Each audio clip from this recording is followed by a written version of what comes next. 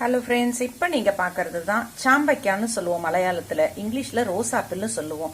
இதில் எப்படி ஊறுகாய் பண்ணுறதுன்னு தான் நம்ம பார்க்க போகிறோம். இதை நல்லா ஃபைனாக சாப் பண்ணிக்கலாம். பொடியாக நறுக்கினதுக்கப்புறம் கொஞ்சம் உப்பு இதில் போட்டு பெரட்டி ஒரு 10 மினிட்ஸோ 5 மினிட்ஸோ ஊறட்டும். இதுக்குள்ளே நம்ம பூண்டும் இஞ்சியும் பொடியாக நறுக்கி வச்சுக்கலாம். ஒரு வானிலையில் 1 டீஸ்பூன் அளவுக்கு நான் தேங்காய் எண்ணெய் எடுத்துக்கோங்க. கடுகு வெடிக்கட்டும். இஞ்சி பூண்டு நறுக்கி வச்சிருக்கோம். கடுகு வெடிச்சாச்சு. இஞ்சி பூண்டு போட்டு வதக்கிக்கோங்க. இஞ்சி பூண்டு வதங்கினதுக்கு அப்புறம் இதுக்கு தேவையான அளவு உப்பு அதுலயும் ஆட் பண்ணியிருக்கோம். கொஞ்சமா ஆட் பண்ணிக்கோங்க.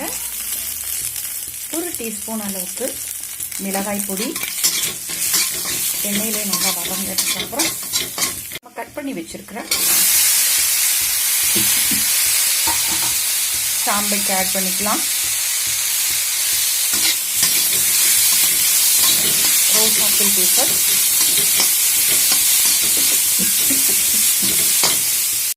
சிம்மில் வச்சு ஒரு 5 மினிட்ஸ் வதக்கினா போதும். இந்த ரோஸ் ஆப்பிள் பச்சையாக சாப்பிட்டோம்னா சளி பிடிச்சிக்கும்னு சொல்லுவாங்க. அதனால இந்த மாதிரி வதக்கி வச்சுக்கிட்டோம்னா ஒரு 2 நாள் அப்படியே சாப்பிடலாம். சைட் டிஷ்ஷாகவும் யூஸ் பண்ணிக்கலாம். ரொம்ப நாள் எடுத்து வைக்க முடியாது. அதனால தண்ணி எல்லாம் ஊற்றாம இப்படியே வதக்கி எடுத்தா போதும்.